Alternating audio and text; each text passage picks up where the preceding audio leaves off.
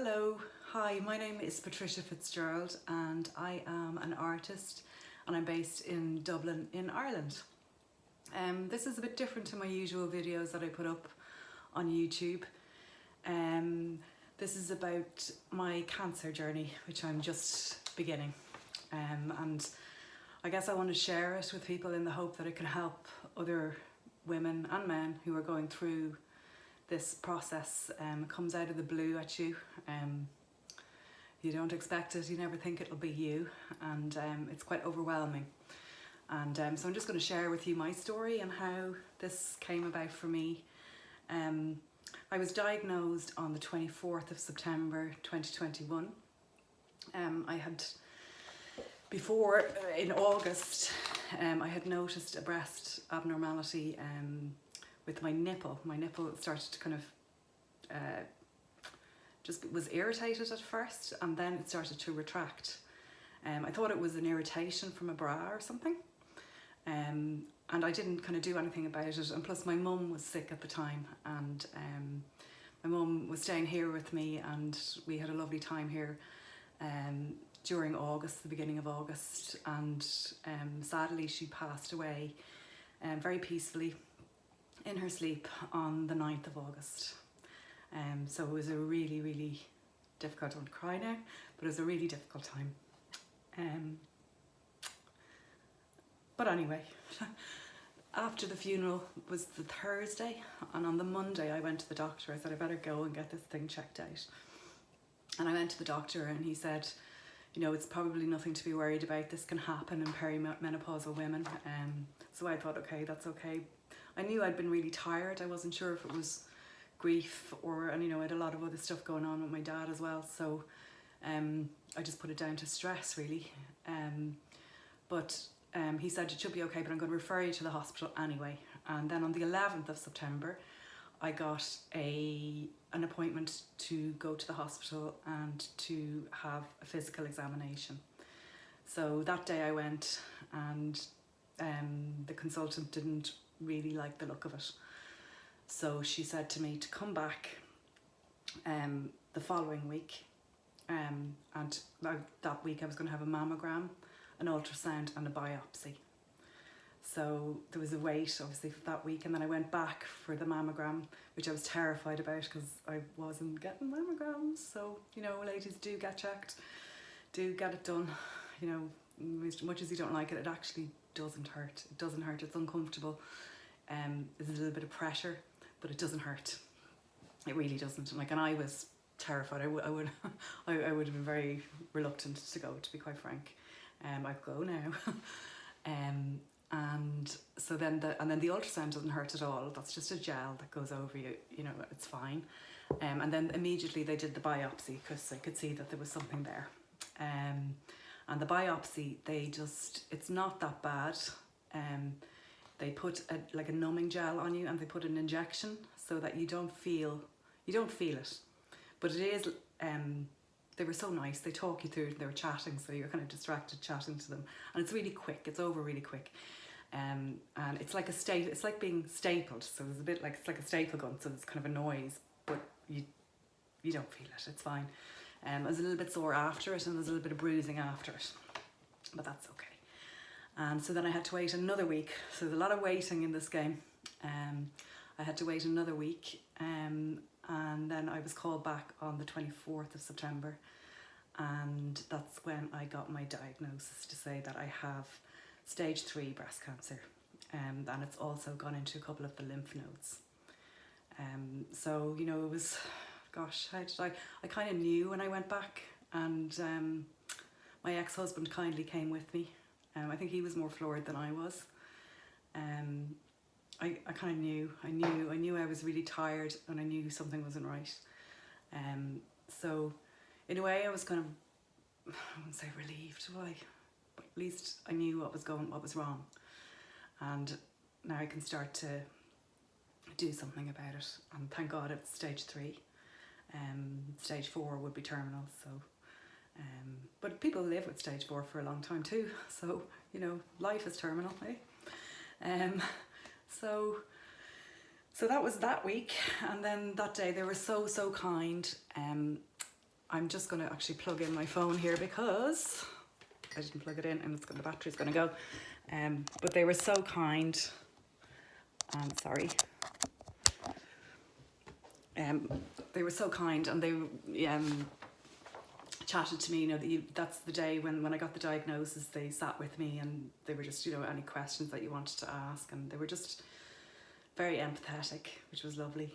And then I met the breast nurse who will be with me on this journey, and she was lovely, and they gave me an appointment straight there and then for a CT scan and a bone scan to make sure that it hadn't spread. So now we go into more waiting, and you think you've got, you know, you get the breast cancer diagnosis and you're going, oh God, and the next thing you realise, oh Jesus, it could be worse. So you have to go through that, waiting for, it was the following week again, I went back in for the CT scan and the bone scan. So I went in the morning, and the CT scan is like a scan of your whole body, so it'll scan your organs and everything to make sure there's nothing there. And that's okay, it doesn't hurt at all. They put a little dye into you and you can kind of feel it go through. It's really weird. They inject it into you and you can feel it kind of going like literally down to your toes. Like you can feel your whole body system working. It's quite amazing, really. That just lasts, it's like a tingly feeling. That just lasts a minute or two. And then the machine just goes like this around you, so it doesn't touch you, no pain, nothing like that. And then after I had the CT scan, I went straight in to the bone scan people, and they inject a dye into you, which will show up, it'll kind of seep into your bones, so it'll show up the bones on the x-ray. And that doesn't hurt at all, but you do have to wait for 3 hours for the dye to get into your system and then come back for the scan. So luckily, you know, so if you are having to stay in the hospital for it, you know, bring a book, bring a crossword puzzles, bring something for yourself to do. I was lucky in that my hospital is right beside the National Museum of Art in Dublin here, and so I nipped off and went off and had myself a little look around the art gallery, which was quite nice, and I got myself coffee and lunch there, which was nice. I said I'm not gonna let this, I don't know, define me. I want to do the things that I've always done, so I really enjoyed that, and I'm glad I kind of took that decision and went off and did it. And I came back and I had my bone scan, and the bone scan doesn't hurt either at all. It's just literally goes, you just lie still on the thing and it just moves really slowly all the way down your body. And then it was another week, another wait for the results of the bone scan, and I went in and I got those results, and thank God they were both clear. So I was so grateful, because that was it was a difficult wait. And then the next thing, well, there was clear, but they found a little thickening on my womb, which they said can be natural in a woman of my age, of a certain age. So I'd say I'm 50, just gone 50. And so then I had to get a pelvic ultrasound. So it's a vaginal pelvic ultrasound, which is internal, but it doesn't hurt either. Okay, so if you have to get that done, don't worry, it's fine. And they're so kind and so nice, and your modesty is kept intact. I got that done actually just on Monday, so yesterday morning, and that has come back. I didn't have to wait for the results. I was so relieved. I was actually crying on the way back in the car. I didn't have to wait for the results. It was clear, which was great, not to have to do another big waiting game. And then, yeah, it's quite overwhelming, all the things that you have to go through, you know. So take it easy on yourselves. Last Thursday, I went in to talk to the oncology people, and my oncologist is lovely. I really like her. She's into yoga, so I was delighted when I heard that. And they give you all the information and they tell you about the treatment you're going to be on. So my treatment is going to be 12 weeks of weekly chemotherapy. It's, I can't remember now if I say the names right, pixclatal and carboplatin for 12 weeks. And then after that I'm on 8 weeks of 4 treatments every fortnight of AC, and that's supposed to be a little bit tougher. I did find on Thursday just the amount of information was overwhelming. It was overwhelming, it really was. So, you know, if you do have a partner or somebody, maybe bring them with you on those days and write everything down, because I know people say you get chemo brain. We'll wait and see. I think I've chemo brain already, because it's just so much information to take on. And what I've been doing is kind of take it easy. I love meditation, and I'm really lucky that I have the tools that I have to get through this, and I will make meditations to help people through this process, because bloody hell, the waiting and the not knowing and the uncertainty is quite something. There's some great books as well, you know, that I've been reading. I've been reading Pema Chodron, Being Comfortable with Uncertainty, and that's been really helpful. I've been meditating, I've been painting, so I'm an artist, and this is the one, obviously, this is what I've just painted. It's the last one. This is the symbol for Venus and the rose, so it's really representing the feminine. And I suppose my experience will always be reflected within my work. I work a lot with my dreams and that as well, so, but it's honouring the feminine and all that we are. And, you know, sometimes it can be very matter of fact when you have a diagnosis like this, and it's, you know, we're just going to take your breast off, or we're just going to take your womb out, but it's those things are so sacred. They're so sacred. And I found, particularly yesterday, I was so relieved that my womb was okay. My womb was so sacred to me. It was, my daughter was in it, it housed her. And I always think, and maybe I was losing my mum so recently as well, you know, your egg, my egg, she gave birth to me, but my daughter's egg was actually in her womb at one point. So it really connects this lineage of the women all the way through the generations. And there's something so very sacred about it. And I really feel, you know, we should honour this. And, you know, when we do have to go through something like losing, if somebody does have to get a hysterectomy, or, you know, that we should honour this. And it's not just a body part that's been taken out, a useless thing. And so many women have to go through it before they've had children, which is even worse. Like, good God.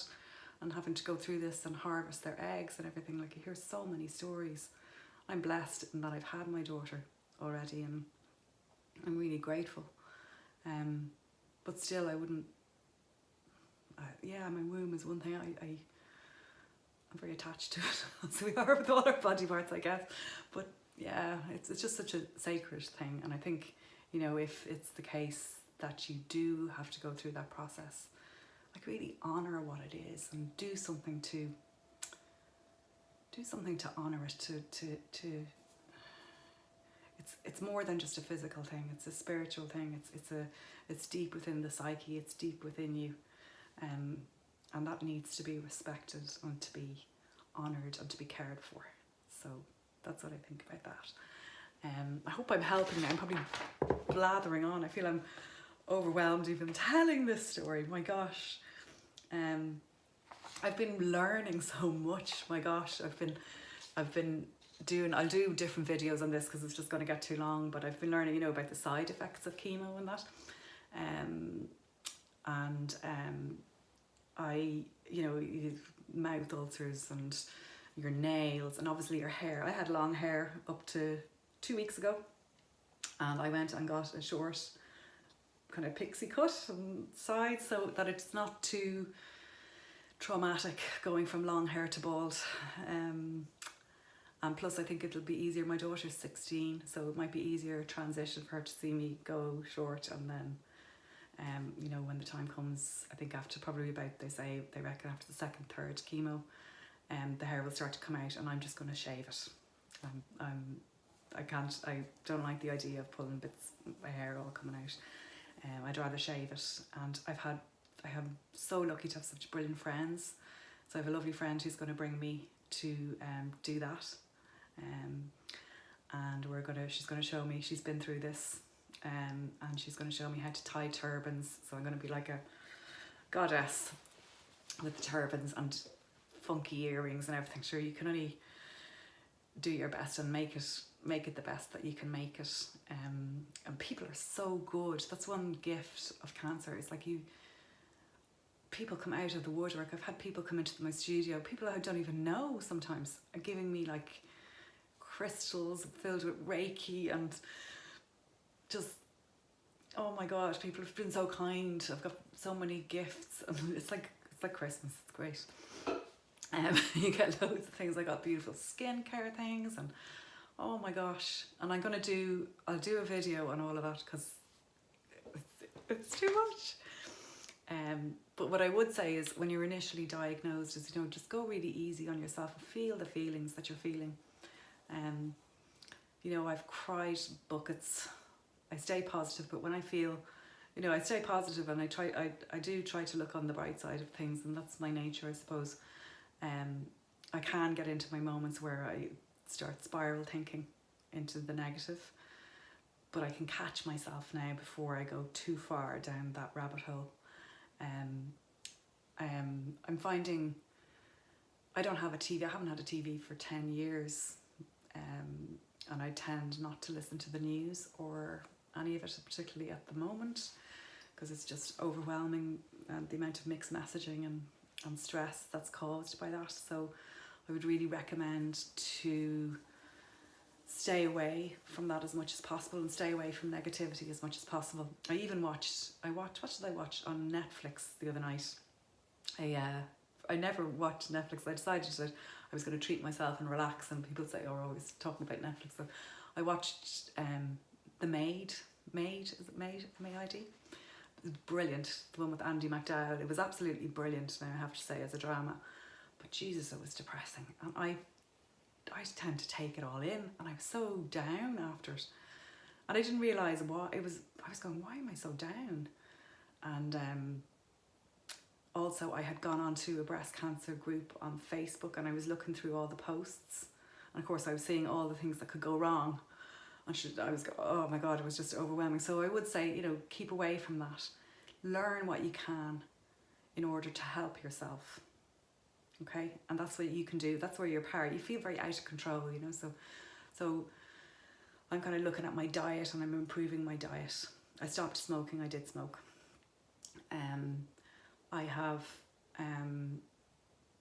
you know, I'm doing my hair and kind of taking control of that. At least I'll know what my hair will look like when it's grown back. So that's great, because I've never had my hair short before. I am looking at treatments on how to, you know, natural things to do for my mouth, for oral hygiene, and for my nails, what kind of oils to use. And I'm going to do a video on that stuff separately. But it's just empowering yourself with the information that you need, but not going too far down what could go wrong. Everybody, it seems, as far as I can see, has a very, very different experience of this. And I think the only way to do this is to do it one day at a time. To be very present. You know, mindfulness, I think, is really going to be your best friend through this year or couple of years. And yeah, and just be so very kind to yourself. You know, rest when you feel you need to rest. Say no when you need to say no. I think a lot of women, we tend to be pleasing other people to our own detriment, and I know that's the story with a lot of women who've had breast cancer. That tends to be something that comes up from what I can gather. So saying yes to you. So when you say yes to something, say, what am I saying no to? So yeah, somebody asks you to do something and you go, yes, I can do that. When you say yes, you're saying no to something else. So just make sure that you're making the right decision for you, because it's all about looking after yourself now, and just nurturing yourself. And I find it's like almost like when I was pregnant, I'm nesting. I'm like getting the house ready and getting everything ready. So that, and I'm glad it's at the time of the year. We're just starting November now, so we're just past Samhain, and so now is a time that nature retreats, and it's a time for quietness. And I suppose I'm glad my journey's kind of happening with the seasons. So I'll be hunkering down and be doing this chemotherapy, and then I should be finished it in around March, I think, and then I'll have surgery, I'll have a mastectomy, and then I will have radiation. So I'm not sure of the timeline with that. But anyway, I think that's enough for this video. And I hope it's helped, and I hope it's not too overwhelming. And if you're on this journey, know that you are stronger than you're stronger than you can possibly know. And I know this when I went through a divorce. I didn't think I could do that at that time. I didn't think I could do all the paperwork. I didn't think I could move house. I didn't think I could do all that, but I did it. And I came out stronger. And you know, in every darkness, you rummage around in it, you know, you go into it. Don't turn away from the darkness of it and the harshness of this. But know that in that darkness, you rummage around and you'll find diamonds. You'll find diamonds. And we're all stronger than we know. And it's only when you have to be strong that you get to know how strong you are. So I'm going to treat this cancer as like a teacher. It's a teacher. When I go to the hospital, I say to myself, I'm going into the hospital now to be healed. Okay, and I'll do another thing about that, about mindset and language and how we're talking about things. And well, anyway, I hope this has helped, and I'm not rambling on too much. There's so much to say, eh? And I wish you, if you've been diagnosed, I send you the biggest hug, and I send you so much love. And you have this, you've got this, you're stronger than you think, and we'll get through this. So much love, and I'll talk soon. Take care.